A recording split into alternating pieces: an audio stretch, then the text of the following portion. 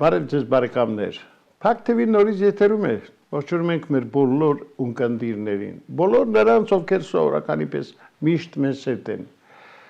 Այժմ մենք հերավար տարբերակով հերթական ուղիղ կապն ենք հաստատել Մոսկվայի հետ։ Զրուցելու ենք ձեզ բոլորիդ քաջածանոթ Հայաստանի Հանրապետության Պաշտպանության նախկին նախարար, համահայկական ճակատ շարժման առաջնորդ գեներալ-մայոր Արշակ Կարապետյանի հետ։ Բարև ձեզ, պարոն գեներալ։ Բարև ձեզ, պարոն Ղուշյան, բարև ձեզ։ Ես շատ ուրախ եմ, որ մենք հերթական ուղիղ կապն ենք հաստատել ձեզ հետ եւ իհարկե մեզ համար դա կարեւոր է այն առումով, որ ձեզանից մենք միշտ լսում ենք այնպիսի ինֆորմացիա, ինչը շատ կարեւոր է մեր ունկնդիրների համար։ Իհարկե մենք պիտի սկսենք մեր զրույցը խոսելով այն իրավիճակի մասին, ինչը այսօր ստեղծվել է մեր երկրում։ Ասեմ ավելին, այսօր Հայաստանի Հանրապետության իշխանությունները իրենց ընդունած օրենքներով փորձում են պարզապես հոշոտել Հայաստանի Հանրապետության ազգաբնակչությանը։ Դուք կիսում եք նման կարծիքը։ Այսօր մեր իշխանությունը ցավոք սրտի որպես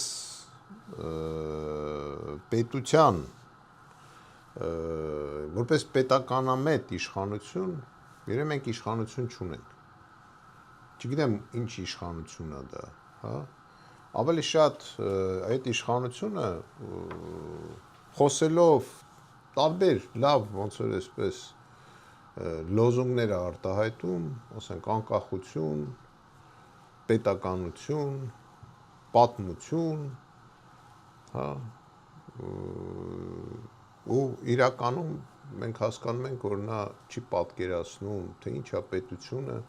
ինչ է պետականությունը, ինչ է պատմությունը, ինչ է Հայաստանը, 7 տարի այդ իշխանությունը 7 տարի գտնվում է իշխանության ղեկին, հա, ու 7 տարվա մեջ քննարկում է, թե ինչ է պետականությունը։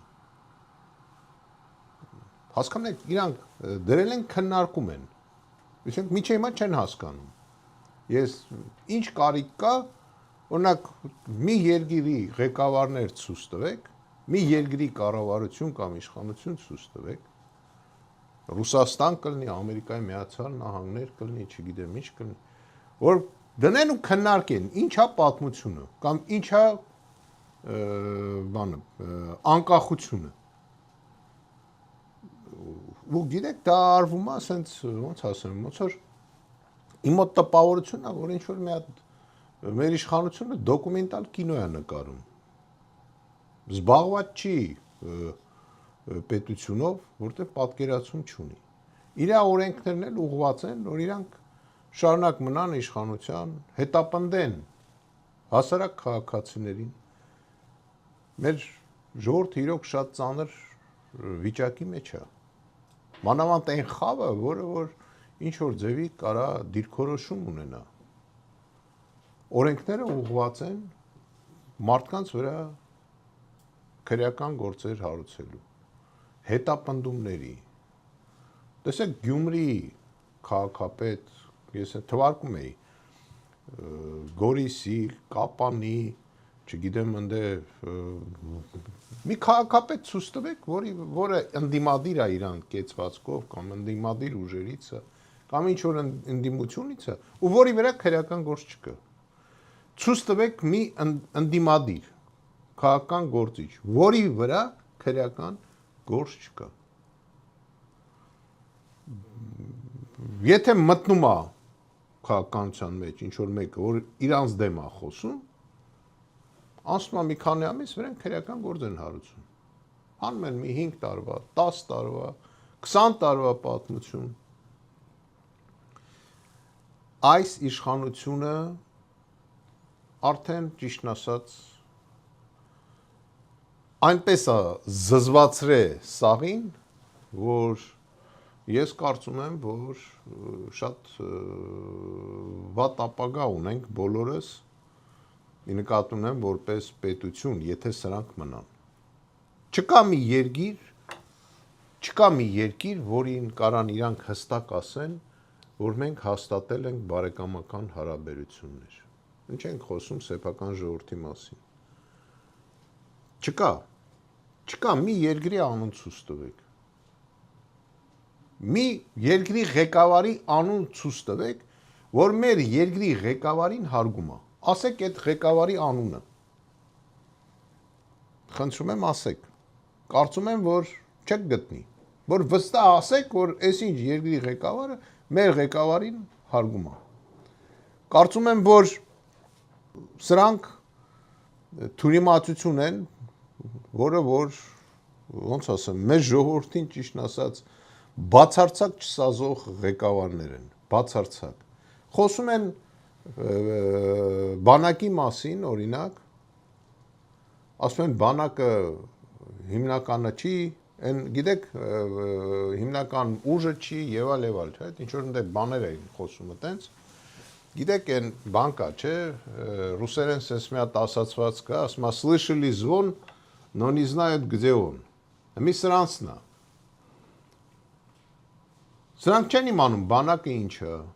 Չեն իմանում բանակը ինչի համար է։ Սրանք շփոթում են ռազմական դոկտրինան, շփոթում են պետական դոկտրինայի հետ։ Մենք չունենք պետական դոկտրինա։ Մենք ունենք ռազմական դոկտրինա։ Իրանք չեն իմանում դրանց տարբերությունը։ 7 տարվա մեջ միջև հիմա չեն գրել մի հատ պետական դոկտրինա։ Որ ինչ որ հիմք ունենան, որ ասեն, որ գիտեք, մենք այս դոկտրինայի հիման վրա ենք շարժվում։ Բաղ ով էլ գա իշխանության կանչելու է ասի։ Կարաս ցույց տաս, ինչի հիման վրա ես դու շարժվել, ինչ ծրագրի հիման վրա։ Դուք ընտրվել եք այս ինչ ծրագրով։ Դուք դա էլ հիմք չի։ Բայց ցույց տվեք մի ծրագիր, որի հիման վրա դուք շարժվում եք։ Ցույց տվեք ձեր դոկտրինան, որի հիման վրա դուք շարժվում եք։ Քո մենակ խոսալով չի։ Այդ սա օրենքի խախտում է։ Եվ շատ ծանր է լինելու իրանց վիճակը։ Շատ ծանր։ Ու ցավալի սխալներ են անում։ Ցավալի սխալներ։ Ոչ ոնց ասեմ, տարօրինակ սխալներ։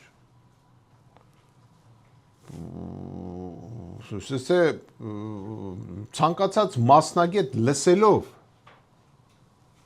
մեր երկրի իշխանության կարծիքները պետական կառավարման մասին,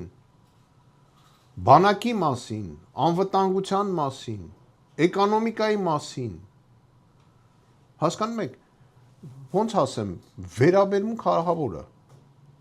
Ստեղ էլ են չեն լսում, սաղ աշխարհով լսում են ինչա խոսում։ Չեն հասկանում, այս մարդը ոնց է եկել դառը ղեկավար։ Ես ու դուք գիտենք երևի ինչա նշանակում ապինդիցիտը։ Չէ՞։ Ասենք, բայց չենք կարա, չէ, մասնագիտական գնահատական տանք այդ օրգանին։ Չենք կարա մենք հեռացնենք այդ օրգանը, դրա համար կա մասնագետ։ Այս ամեն ինչը ես ոնց ասեմ ձեզ, շատ ցավալի է, շատ ցավալի։ Եվ հետապնդումները մեր ժողովրդի երկու իշխանության կողմից ես ասել եմ, Ադրբեջանի եւ Հայաստանի ձեռին տված հետապնդում են հայ ժողովրդին։ Պարոն գեներալ, դուք չեք գտնում, որ եթե այսպես շարունակվի, մի օր կարող է մեր ժողովրդի համբերության բաժակն էլ լցվել։ Այդ դեպքում արդեն պատկերը կարող է շատ տխուր լինել։ Պաղուշյան, ես միայն համաձայն եմ, որ այս ամենը տանում է մեծ քաղաքական բախումների,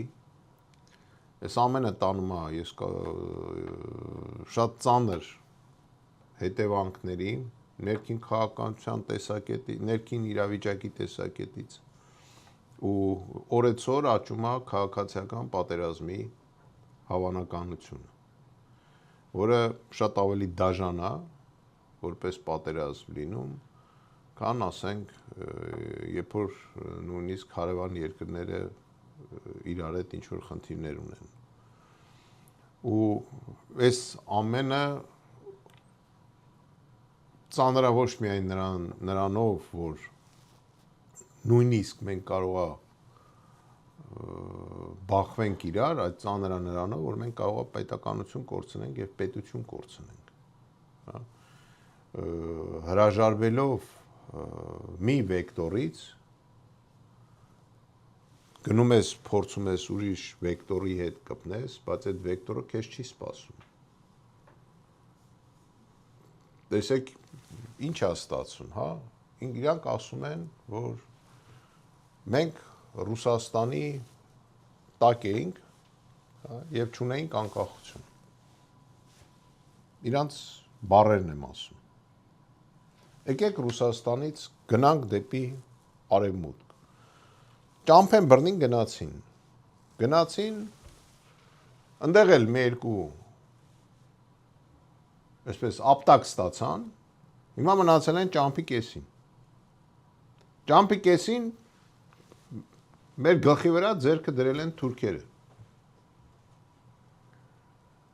Ինչ է ստացվում, եթե Ռուսաստանը այսօր դե ֆակտո քաղաքական աշխարհում երևի թե երկրորդ երկիրն է, որ հարց է լուծում, մենք այսօր քիչ-քիչ անցնում ենք ռեգիոնալ երկրների տակ։ Եվ ինչ է ստացվում։ Ստացվում է, որ մենք կորցնում ենք մեր ինքնուրույնությունը։ Մենք դառնում ենք հարևանների կատարածու։ Հա։ Մենք հիշեցնում ենք մեր տարածաշրջանում մի իրավիճակ, ոնց որ գիտեք, մեկի հարևանը հարուստ ալնում, կարող է գա այդ պահը, որ մեկ-մեկ ընդ կողքի ավելի վատ ապրող հարևանին մի տալեր կա,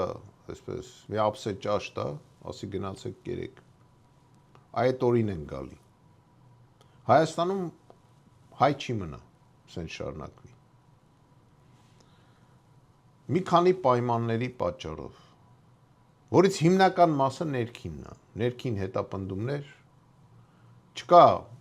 աշխատելու, ապրելու ոչ մի կոմֆորտ, որտեղ չկա համապատասխան ծրագրեր, մի ծրագիր չկա, որ պետությունը հայտարարած լինի 7 տարվա մեջ, որը ուղղված է Հայաստանի քաղաքացուն, ասենք, ինչ որ բանով ապահովելու համար։ Ես չեմ լսել, եթե դուք լսել եք, ինձ ասեք։ Չեմ լսել մի ծրագիր, չեմ լսել մի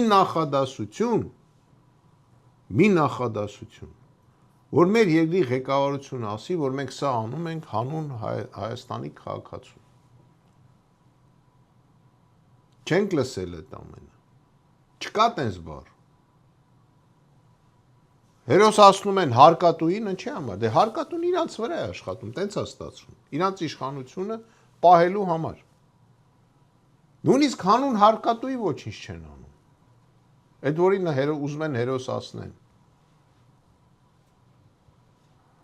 Ուզում եմ ասեմ, թյուրիմացությունը ու ցավոք սրտի ասեմ, որ ես ճիշտն ասած ոչ մի Հայաստանի ղեկավարից չեմ լսել, որ ասի ինչ որ մի նախադասություն, որ սա անում ենք մեր քաղաքացու համար։ Չեմ լսել։ Չկա այդպիսի բան, ցավոք սրտի։ Պարոն Կարապետյան, տեսեք, աշխարհի ավելի քան 30 երկրներ ճանաչել են հայոց ցեղասպանությունը, բայց որքան էլ տարօրինակ է, մեր իշխանությունները փորձում են ամեն կերպ, այսպես այդ փաստը լղոզել, եթե այդպես կարելի ասել։ Մի խոսքով անում են ամեն ինչ, որ դա շատ այսպես հարմարվի ադրբեջանա-թուրքական տանդեմին։ Ինչ կասեք այդ կապակցությամբ։ Գիտեք, թող այդ նույն իշխանությունը ցույց տա մի թուրքի Թուրքիայում, որը մոռացել է, որ հայերը կարող է իրենց հարազատներին, նախորդներին ինչ որ մեկին վնաս են տվել ու սպանել են։ Թող ցույց տա։ Բացի այն տրադիցիոն բաներից, որ սրանք փորձում են փոխել ու հայերի մեջ նոր պատմություն մտցնել, նոր ինչ-որ հայ ստեղծել։ Ես մի անգամ ասի, կեպկան դրել են, միրուքն էլ պահել էին, միրուքով ման էին գալի, իրանց դրել էին Լենին պապի տեղը։ Հենց ասեցի գնացին թրաշման մի քանի հոգի։ Իրանք չեն հասկանում, որ նման կորուստները ազգային նպատակների չսպասարկումը, Հայաստանի քաղաքացու չսպասարկումը, դրա համար է իշխանությունը։ Բերելու է նրան, որ չի լինելու ոչ իշխանություն, ոչ էլ Հայաստանի քաղաքացի։ Ցեղասպանությունը, որը որ ճանաչել են, ինչպես ճիշտ ասեցիք, բավականին մեծ քանակի պետություններ, շատ կարևոր հարց է մեր համար, որովհետև միայն ցեղասպանության, այսպես երբ որ մենք կզգանք, որ Թուրքիան հասկացել է այդ ցեղասպանությունը մեր համար ինչ է, եւ պահանջներ չի դնի մեր դեմ, նույնիսկ թող չճանաչի ցեղասպանությունը։ Մենք այդ ժամանակ միայն կարանք վստահ լինենք, որ իրենք մեր հետ ազնիվ են, եթե ուզում են խաղաղություն։ Միտքս հասկանում եք, չէ՞, ինչ եմ ասում։ Իրանք պահանջ են դնում մեր առջև։ Նորից եմ կրկնում, բայց եթե մենք հասկանանք, որ իրանք հասկանում են դա, որ եղել է ցեղասպանություն, լավ, թող օֆիցիալ չճանաչեն, նորից եմ կրկնում, թող չճանաչեն օֆիցիալ, բայց այդ պահանջն էլ չլինի մեր հանդեպ, այդ դեպքում կարելի է ինչ-որ եզրեր գտնել և իրոք սկսել հարևանություն անել, բայց այսօրվա այդ աբսուրդը որ կա, ես համարում եմ դավաճանություն։ Ուրիշ ոչ մի բան, ոնց որ ինքն անգեմ մեր անցյալներում ընդ 5 տարի առաջ, չգիտեմ, կարմիր լուսի տակ ես անցել, քեզի լավ չեմ պատժել, կամ չգիտեմ, այնտեղ էս ինչ բանը սխալ ես արել, ինչ որ գործեր կարեն եւ այլ, մենք չենք կարելու գործ, որտեղ ակնհայտորեն դավաճանություն է։ Ակնհայտորեն։ Ու ես զարմացած եմ, նորից եմ ասում։ Զարմացած եմ ծառայությունների վրա, որոնք մինչև այսօր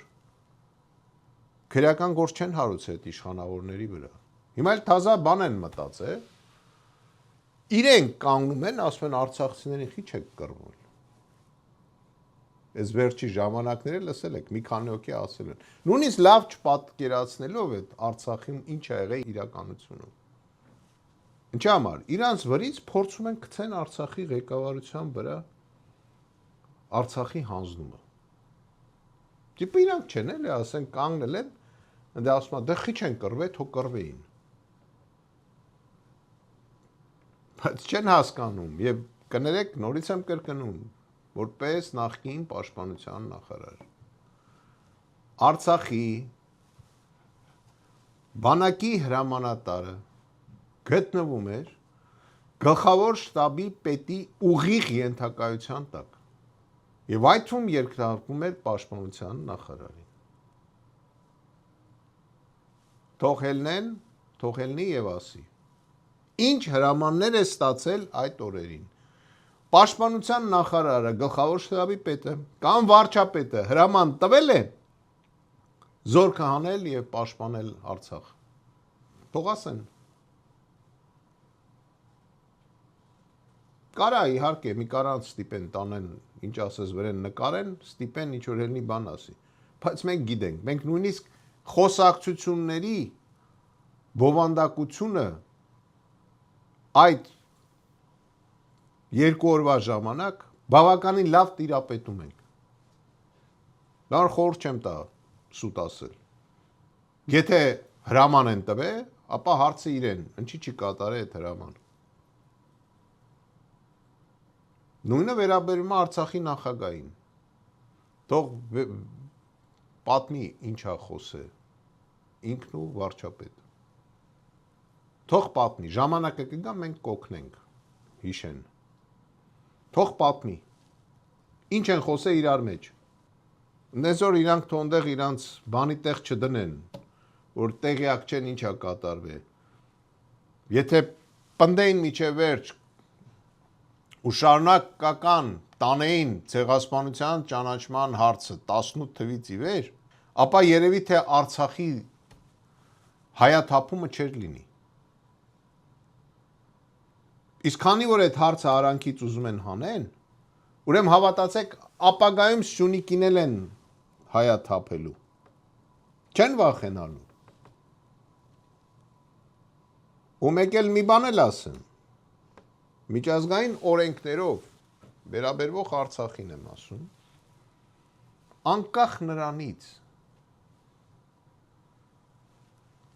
պետությունը ճանաչում է քո իրավունքները Արցախի վրա, դա վերաբերում է ցանկացած պետության, ես Արցախի վրա եմ օրինակը բերում։ Միջազգային օրենքով եմ ասում։ Անկախ նրանից Հայաստանը ճանաչում է, որ Արցախցին Արցախից է, Արցախը հայկական հող է կամ անկախ երկիր է, կամ Արցախ գոյություն ունի թե չէ։ Անկախ նրանից Ադրբեջանը ճանաչում է Արցախ գոյություն ունի թե չէ, հիմա ուշադիր, անձը միևնույն է իր իրավունքները իր տան, իր հողի վրա պահպանում է։ Միտքս հասկացաք, անկախ դրան։ Ու դա հասկանում են Ադրբեջանում, բայց չեն հասկանում մեր մոտ։ Լսեք, ես հիմա ասեցի, եթե խելոք մարդիկ են լսում են, ես գիտեմ, որ լսում են իմ այս ինտերվյուները, թող գնան միջազգային օրենքները բացեն եւ տեսնեն։ Դոյս եթե իրանք Հայաստանը նույնիսկ հետ է կանչում պահանջները միջազգային դատարաններից, դա չի նշանակում, որ Արցախի քաղաքացին, որը ունի սեփականություն Արցախում, իրավունք չունի դիմի միջազգային դատարան եւ պահանջի իր իրավունքների ապահովումը։ Եղավ, պարոն Կարապետյան, շնորհակալ եմ այսօրվա համար, դե մենք պարբերաբար ձեզ հետ դուրս են գալու ուղիղ կապի, տեսնենք ինչ զարգացումներ կլինի մոտ ապագայում եւ կարծում եմ